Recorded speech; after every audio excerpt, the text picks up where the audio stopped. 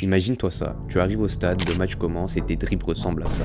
Tes contrôles ressemblent à ça, et tu tires comme Mitroglou Prime. Et là, tu te demandes comment c'est possible. Parce qu'à l'entraînement, tu élimines facilement sans réfléchir. Tu te sens léger, rapide, tu contrôles tout, ballon venant de haut, ballon venant dans tes pieds, fort, et tu tires aussi bien que Ronaldo des deux pieds. Mais le jour du match, tout disparaît. Tu te sens lourd, tu n'arrives pas à dribbler, tes frappes sont forcées, et le pire, c'est que tu sais de quoi tu es réellement capable. Tu t'entraînes comme un fou, tu progresses, mais en match, rien. Dans cette vidéo, je vais te montrer exactement comment être à 100% de tes capacités dès ton prochain match. Ce que tu vis n'est pas un problème de niveau, et c'est un problème qui arrive même à des joueurs professionnels. Le vrai problème est que ton corps sait quoi faire, mais ta tête prend le dessus. À l'entraînement, tu joues sans conséquence. Tu rates une frappe, une passe, un dribble, rien de grave. Mais en match, tout change. Il y a le score, le coach, l'enjeu et des fois le regard du public. Et sans t'en rendre compte, tu passes de ton style de jeu naturel à un style de jeu presque robotique. Tu prends à zéro risque. Tu veux éviter l'erreur, tu veux assurer. Et c'est exactement ça qui te fait perdre ton niveau. Parce que le foot, ce n'est pas un sport de réflexion. C'est un sport de décision rapide, instinctive. À l'entraînement, tu joues avec ton instinct. En match, tu joues avec ta peur. Et tant que tu n'as pas compris ça, tu continueras à être un joueur incroyable à l'entraînement, mais invisible au week-end. La première chose qu'il faut comprendre, c'est que la pression n'est pas ton ennemi. Avant un match, tu as ce sentiment de stress car ton corps se prépare à l'effort. Tu as le cœur qui bat rapidement, les jambes un peu lourdes, mais il faut savoir que tous les joueurs ressentent ce stress. Mais la différence, c'est la relation que tu as avec lui. Un joueur bloqué se dit « je stresse donc je vais faire un mauvais match ». Mais un joueur expérimenté se dit « je stresse parce que le match compte vraiment ». À partir de là, le stress devient une source d'énergie. Mais pour ça, tu dois arrêter de vouloir jouer parfaitement. Et là, on arrive à la plus grosse erreur à faire en match. Penser au résultat. Tu arrives sur le terrain en te mettant la pression et ton cerveau bloque. Parce que le résultat, tu ne le contrôles pas. Et quand ton cerveau ne contrôle pas, il panique. Les joueurs qui jouent à 100% de leur capacité en match ne pensent pas aux résultats. Ils pensent aux actions simples dans le moment. Avant chaque match, tu devrais te fixer des objectifs simples, comme gagner des duels, te rendre disponible, parler sur le terrain, des objectifs que tu contrôles. Et quand tu te concentres sur ça, ton cerveau se calme et ton jeu revient. Le point suivant est négligé par beaucoup alors que c'est l'une des choses les plus importantes. La routine d'avant-match. Si tu arrives en match sans routine, tu arrives mentalement désorganisé.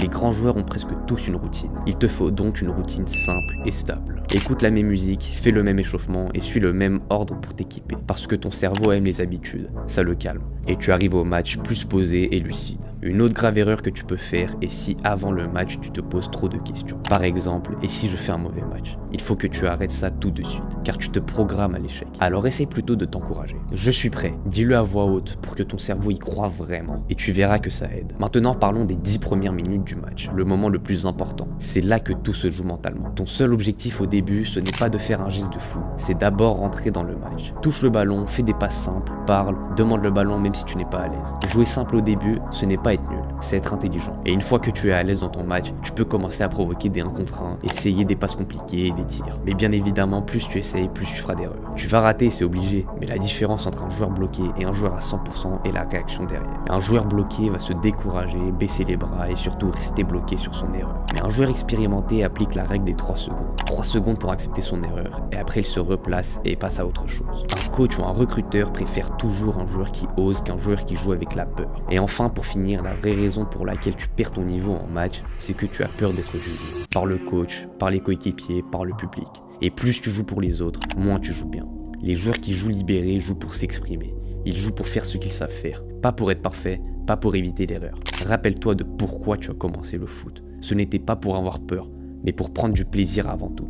Et tu verras que quand tu rejoues avec cet état d'esprit, le stress et la pression ne te contrôleront plus. Donc si en match tu joues moins bien qu'à l'entraînement, ce n'est pas parce que tu n'as pas le niveau, ce n'est pas parce que tu travailles mal, et ce n'est pas parce que tu es nul sous pression. C'est parce qu'en match tu réfléchis trop et tu veux trop bien faire. À l'entraînement, tu joues librement, tu dribbles sans penser, tu contrôles sans peur, tu frappes sans hésiter. En match, tu penses au regard des autres, au score, au coach, à l'erreur à ne pas faire. Et c'est ça qui te vole ton jeu. Donc si tu veux jouer à 100% en match, tu dois arrêter de vouloir être parfait et te concentrer sur des actions simples. Accepter le stress au lieu de le combattre. Et surtout, jouer pour t'exprimer, pas pour être jugé. Et si tu arrives à faire ça, tu passeras d'un joueur d'entraînement à un joueur de match. Alors si cette vidéo t'a aidé, like la vidéo et abonne-toi. Et dis-moi en commentaire si tu veux plus de vidéos comme ça.